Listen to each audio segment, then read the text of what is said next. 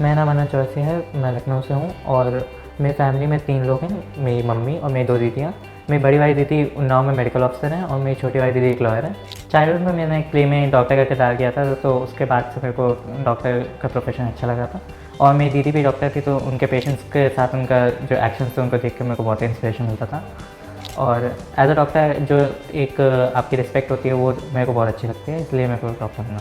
आकाश का सेंटर मेरे घर से पास था और आकाश के रिजल्ट्स भी अच्छे थे और मैंने बहुत लोगों से आकाश के बारे में सुना था, इसलिए मैंने आकाश चूज़ किया। नीट में प्रिपरेशन के लिए मैं सबसे ज़्यादा एनसीईआरटी पर ध्यान देता था और एनसीईआरटी के बाद मैं क्वेश्चंस के लिए आकाश के मॉड्यूल्स से और मोमेंटम बूस्टर एक बुक है उससे क्वेश्चंस करता था।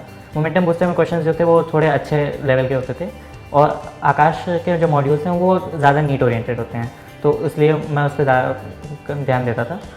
और उसके बाद मैं टीचर्स के नोट्स और टीचर्स से डाउट पूछा करता था और हमेशा मैं ध्यान रहता था कि मैं कभी एक टेस्ट मिस ना करूं, क्योंकि उससे मेरे को कॉन्फिडेंस बढ़ता था। प्रैक्टिस के लिए मैं प्रैक्टिस पेपर्स और मॉक पेपर्स भी करता था और एक किताब है एनसीईआरटी मैथ्स, वो एक बहुत अच्छा टूल है एनसीईआरटी को प्रिपेयर करने के लिए।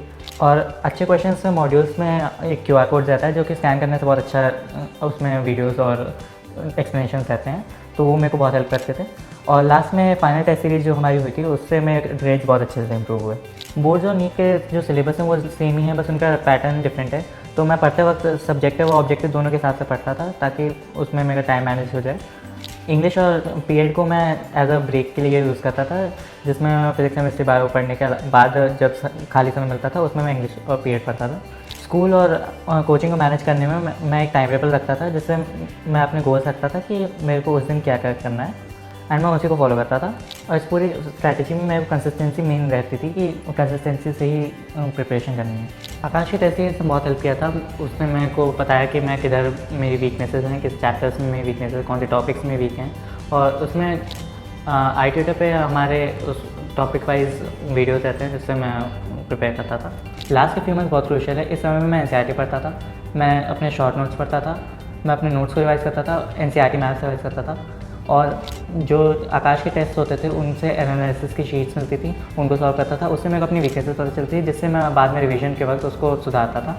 लास्ट में आप अपने हर एक टेस्ट दें, अब डिस्ट्रैक्शन से दूर रहें और एक छोटा सा टाइम टेबल बनाएं जिससे आपको रिवीजन के में हेल्प होगी।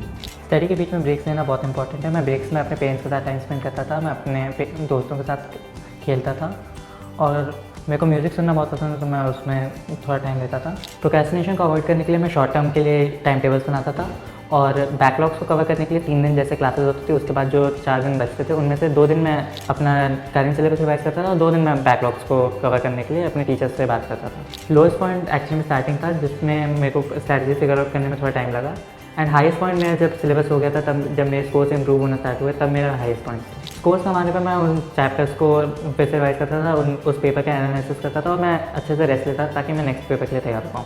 आकाश में मेरा एक्सपीरियंस बहुत अच्छा रहा, यहाँ के टीचर्स और स्टाफ बहुत सपोर्टिव थे।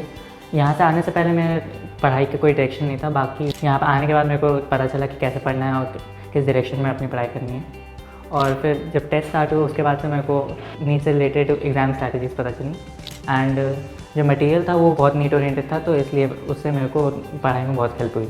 नीट के लिए अपने हार्डवर्क पर भरोसा रखें एंड अपनी कंसिस्टेंसी मेंटेन रखें एंड जो डिस्ट्रैक्शंस है सोशल मीडिया और फ़ोन, इन सब से दूर रहें एंड अपने एनसीईआरटी और सारे मटेरियल को अच्छे से रिवाइज करें। Best of luck to NEET aspirants for all their exams as well as NEET.